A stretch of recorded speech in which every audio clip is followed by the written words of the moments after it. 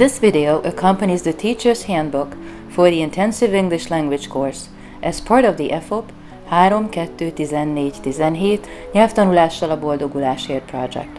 The video is designed to support teachers with further explanations and demonstrations of techniques as described in the Teacher's Handbook.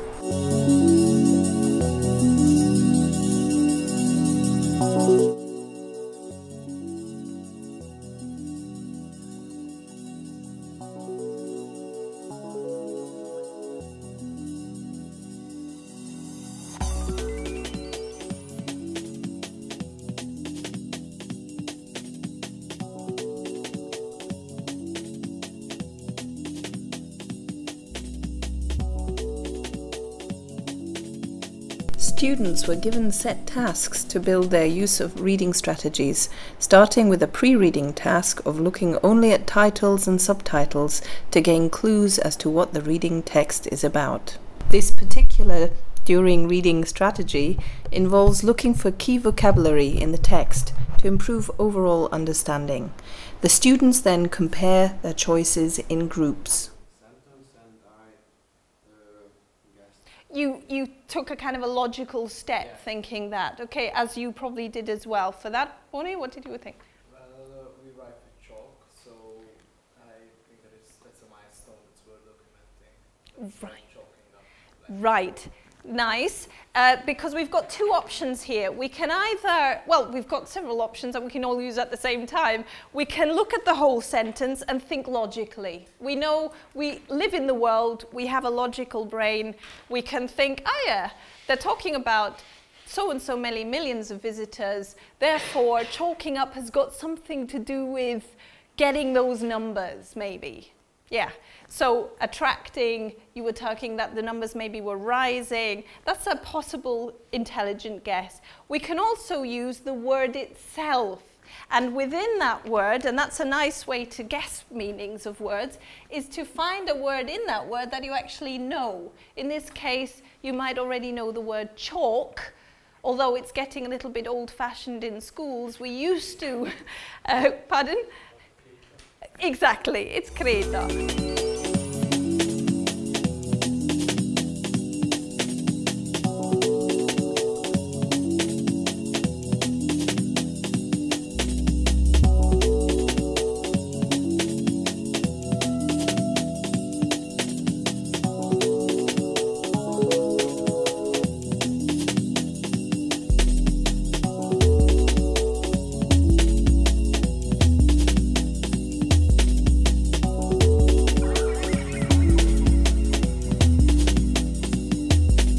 There are three different types of listening exercises here on this sheet. You probably noticed. The first is called pre-listening.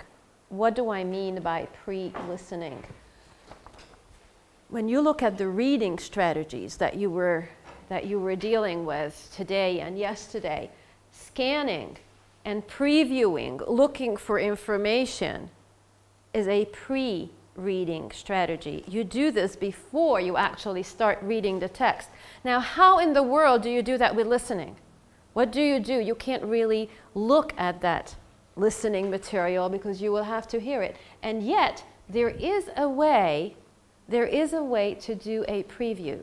Not a scanning, not a skimming, but to do a preview. And it is called prediction.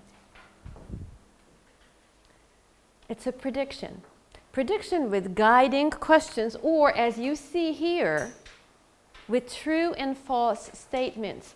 So in these true and false statements that you had to answer, how many? 5 statements. Are they true or are they false? You could actually just use your own experience, use your mind to try to figure out whether this information is true or false. There is another very important strategy in listening, and that's strategy 3 I listed. It's called signposts. Now, what are signposts? It's phrases to show a new turn. Visual ones, how many of you are here?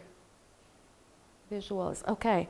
So I'm calling upon all visuals and everybody else to please imagine that you are walking down a very, very dark street. in a city that you don't know, but you're not afraid.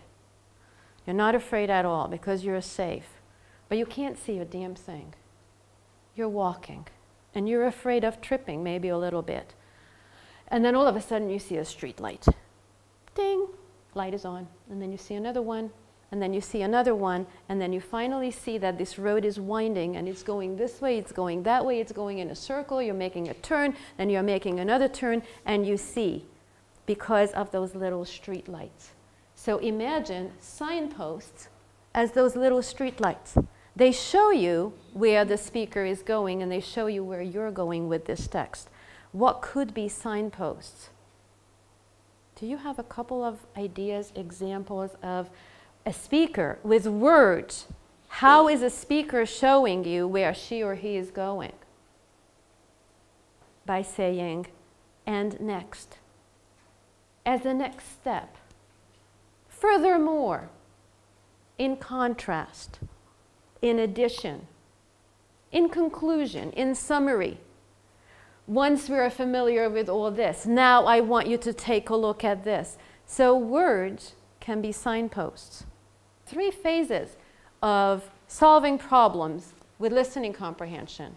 One that we can do before we listen as a prediction. One that we really have to listen for the details, the keywords, the signposts, the main ideas. And sometimes we have to predict them, infer the meaning of words. And then finally, at the end, we can ask those clarifying questions. And by the second time we listened to this, not text, but this video, we will have all the answers together.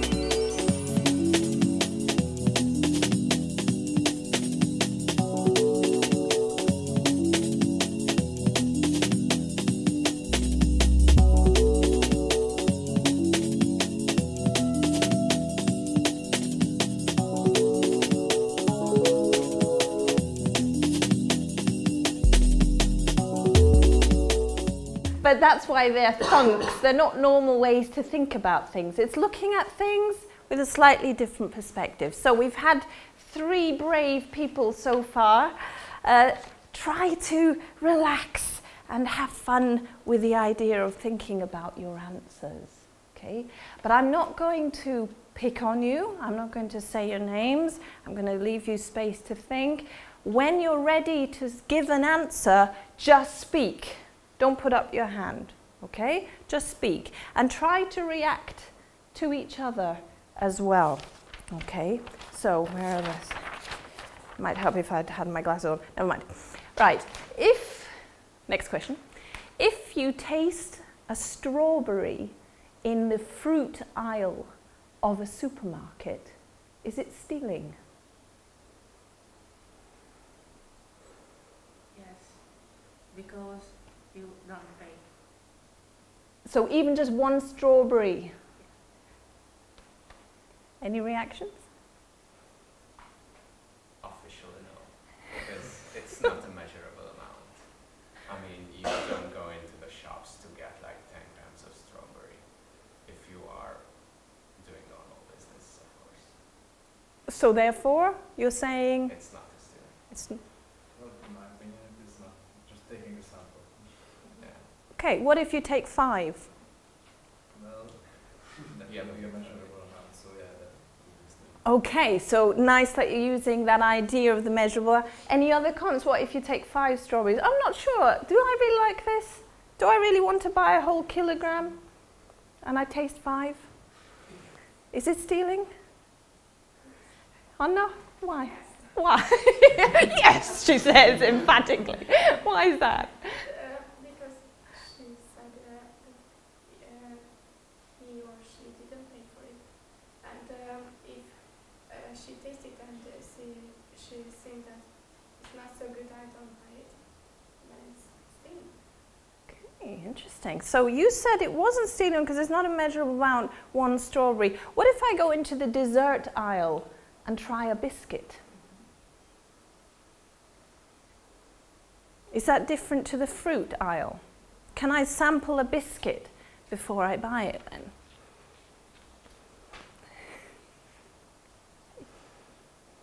What if I go into the dessert aisle and try this If game? it's in a package, we need to open it and this is steaming, I think. Why is that different? Because the strawberries are in a basket and the biscuits in small packages, and we need to open these packages and try it. These. Anxiety is this nervousness, this fear, the fact that people are going to be reading your work or listening to you, that performance anxiety. Now, one strategy to get rid of that fear is just to open up your head and go with your thoughts onto the paper. No thinking about, is the grammar right? Is the word correctly spelled? Is it exactly what's the teacher going to think? Nothing like that. Literally just loosening up, opening up that beautiful head of yours and go with your thoughts. Okay? So, and literally speed writing, as it says there. Speed writing. Writing as fast as possible. Don't think, just write whatever comes into your head and why, and doing this. Yeah? This is the first strategy to reduce your anxiety. If you're very scared of any kind of writing, speed write first. Open that head, go, and don't care what it is that really you're putting down. Now, the question that I want you to speed write, get a piece of, there's paper in the middle of your table, so just take one of those A4 sheets in the middle of the table. And on your own, you're going to practice this bit of speed writing. Okay?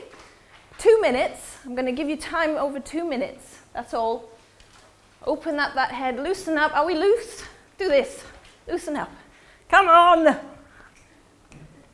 I look silly enough doing it on my own. Come on. Move. Oh, never mind then. So stiff. Okay, never mind. Hopefully by the end of the day we'll have you dancing. Right. Loose. The question is, if you woke up tomorrow with any superpower that you wanted, which superpower would you like to have and why? That's an astronaut. Okay. What are the first thoughts that come into your mind with that thought, being an astronaut? What is it to be an astronaut? What are the first words that come into your head?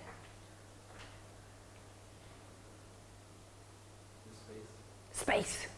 Exactly. Space. Any other thoughts? Gravity. Lack of. Anything else? Death. Yeah, it's dangerous. Being an astronaut is dangerous. You know, if something goes wrong up there, you're in space. There's not much you can do. You know, you can't nip to the hospital. So we have the idea of an astronaut. I've got another image for you. That's out in space. And then we have another image. Hang on, sorry. That image. Look at where this guy is sitting. This is inside a space shuttle. Inside the place where now he can take off his space suit and all the rest of it. What thoughts come into your head there? Is it glamorous to be an astronaut?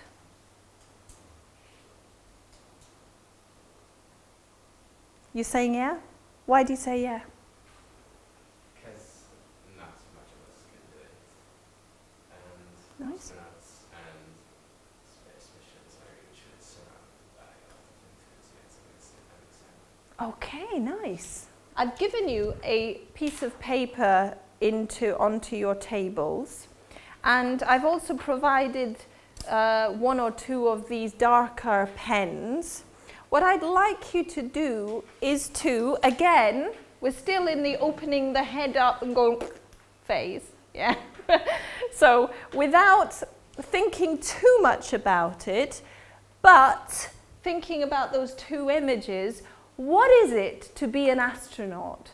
can you just get some words, expressions and words onto the paper, onto that big A3 paper? This pre-reading strategy involves the students in brainstorming key vocabulary in groups in preparation for a longer writing task.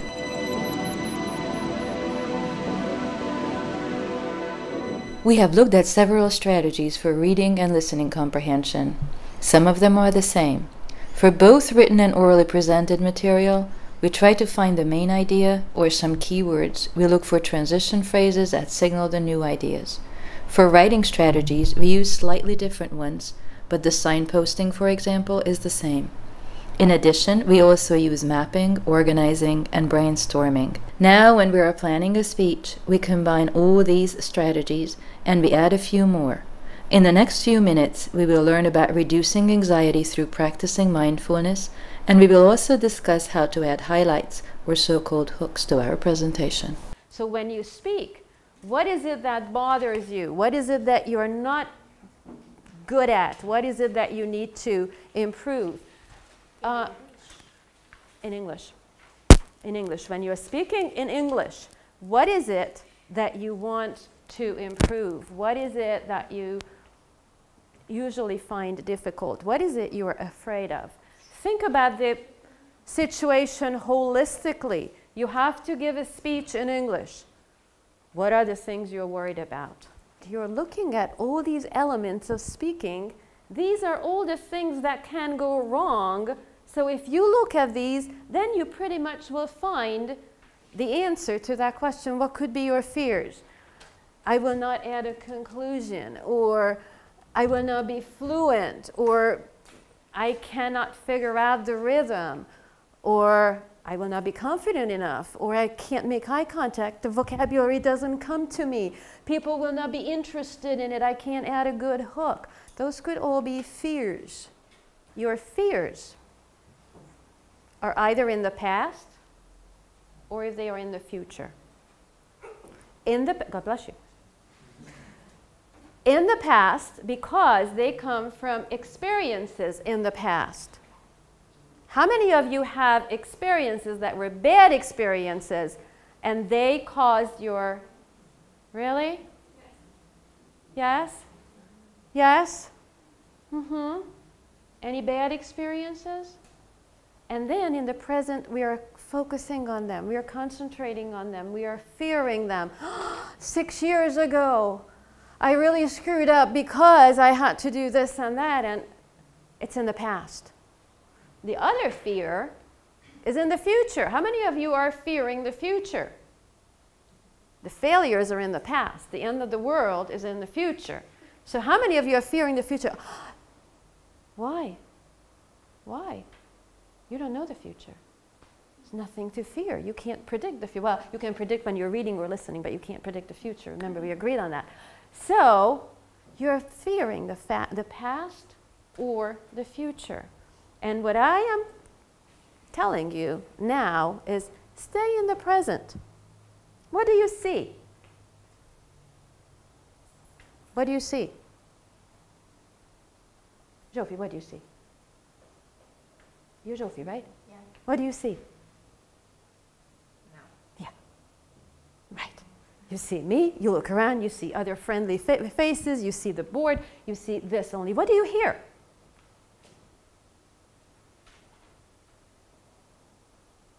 Absolutely nothing. Silence, right? There is silence. What do you smell?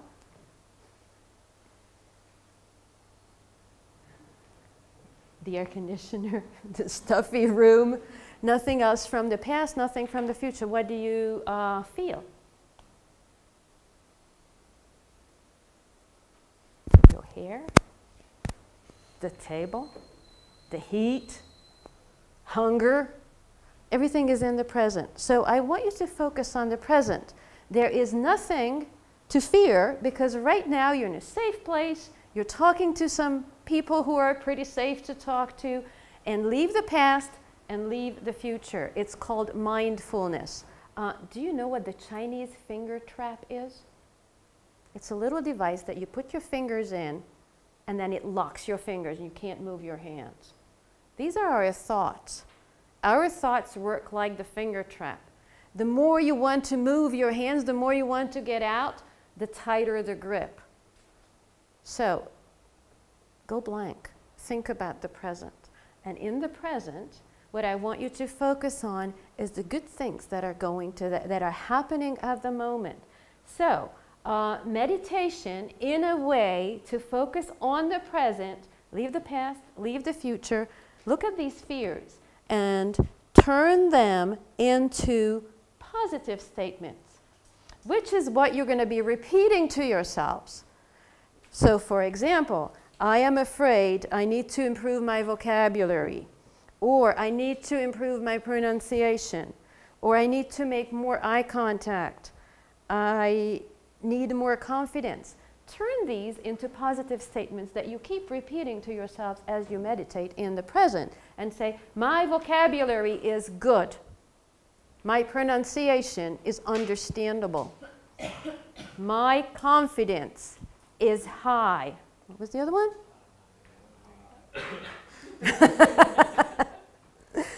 Or, I forget something. I remember my lines.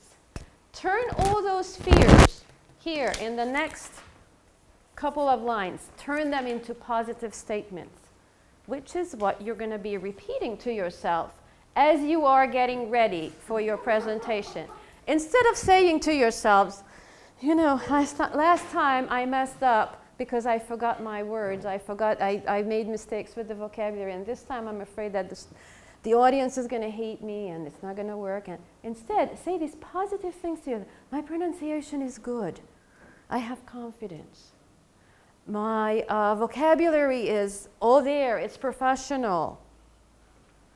I know grammar because I studied it all these years and my grammar is good. So kind of give yourself a pat on the shoulder and do this as meditation lines. And now we're going to go on to another very important planning strategy, which is called finding a hook. And by hook, I mean this thing to lure your audience in, to add a highlight. Another name for a hook is highlight. When you do a presentation, you need to add a highlight in the beginning. If the presentation is long, then somewhere in the middle as well, more than one hook. Why? Why do you need to add a hook in the beginning? Grab people's attention. Why do you need to add hooks or highlights?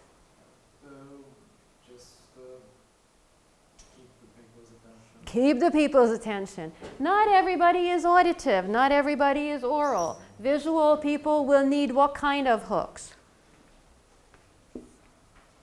Visual people, what kind of hooks do they need? Visual hooks, right. Tell me a few. Pictures. Great. Pictures. What else? Great. Diagrams. What else? Videos. Great. Okay. Oral people. What kind of hooks do they need? Stories. Yes. Storytelling. Yes. Storytelling. What else? A question. A good question, a good rhetoric question, or a question that they can answer. Yes. What else?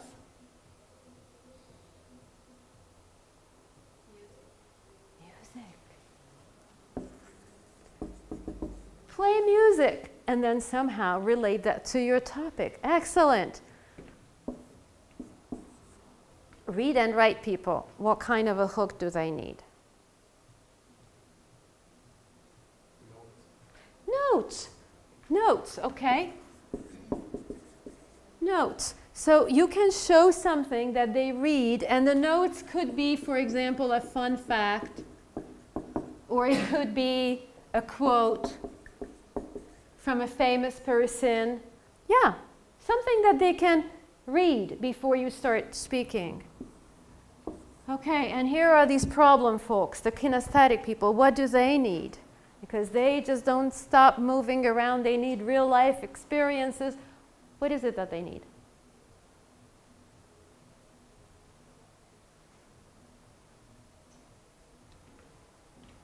You can give them an activity, something that they can do with their hands. You can show them a demonstration of something that you do with your own hands. You can also show them a video, because videos are good for orals, for visuals, for everyone. Or, anything else? Any other ideas? You can give them an example. You can give them a real life example.